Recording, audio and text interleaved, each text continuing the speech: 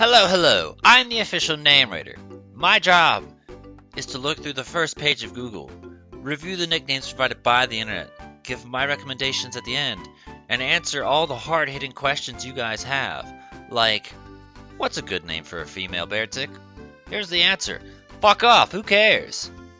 Why, it doesn't matter. Whatever name you give to a Beartic, it shouldn't matter if it's a man or a woman. It shouldn't matter. Ask not what your genitalia can do for you. So let's introduce this episode by saying the spreadsheet's empty. Cool. Is that surprising? Yes, in my opinion, because I feel like Beartic should be an easy one. Let's already start with something I didn't even think about. Boggy, or Mrs. Boggy. You also have Groggy, Soggy, and Moggy to choose from. But I like the idea of Boggy from Banjo-Kazooie. It wasn't one I thought of, but sure, that works. Polar bears, I feel, are a thing you're gonna see quite frequently in fiction. And then right below Klondike, that should be another obvious-ass choice. Klondike is high top tier list because you're gonna know and associate a polar bear with a Klondike bar. And then making that stupid lesbian Klondike Alaskan joke isn't funny. It might have been funny 50 years ago, but it's not funny anymore.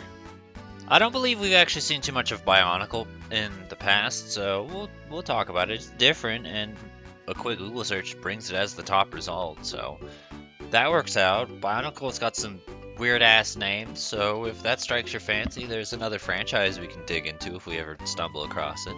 SubZero I kind of have written down, and I mean, we see SubZero quite a bit for most Ice-type Pokemon, and I mean, my stance was like, Ice and Fighting, that's best, but we have that, and it's terrible because it's not going to resemble Mortal Kombat.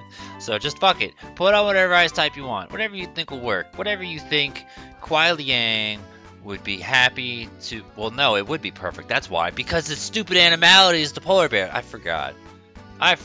That's why I put him there. You know what? I actually don't hate Polar Express. Would I use it? No, but I don't hate it. Okay, cool. So we can show both of these on screen at the same time. CocaCola is another one like Klondike that should be insanely obvious and easy top choice if you haven't thought about that before. Good job with your branding, guys. The Coke addict, I don't necessarily care for that joke, but everyone also knows, hey, they used to put cocaine in Coke. We don't care. That was over 100 years ago. Moving on.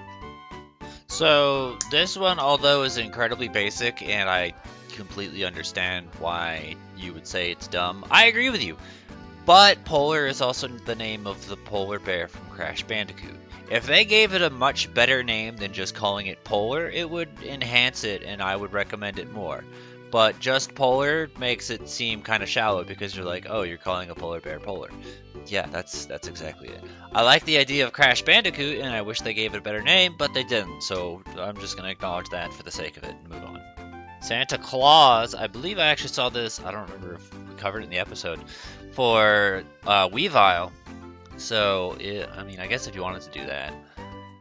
I remember thinking about it and be like, that one's creative, but I just didn't like it enough. Alright, I don't know why this one is also struggling with nicknames because 1, 2, 3, 4, 5, that's half of them right there, aren't even related. I don't even bother reading this. Like, firstly, I read this like maybe once anytime we've stumbled across it, and I was just like, wow, this guy's actually mentally challenged. Like, I'm not talking Tumblr idiot mentally challenged where I'm just taking the piss. I mean, this guy might actually be legitimately born with a mental disability. So, I don't know. I just don't even read these anymore because they're just so random and have nothing to do with anything. But anyway, spreadsheet's empty. We don't have any comment suggestions. We did find what I'm going to consider some pretty strong nicknames, and we'll just go back over things that were pretty much everything I have written down was things that we saw today. So just re-highlighting it then, I guess. Boggy, that was a new one to me, but yeah, the bears from Banjo-Kazooie, if you wanted to do that family.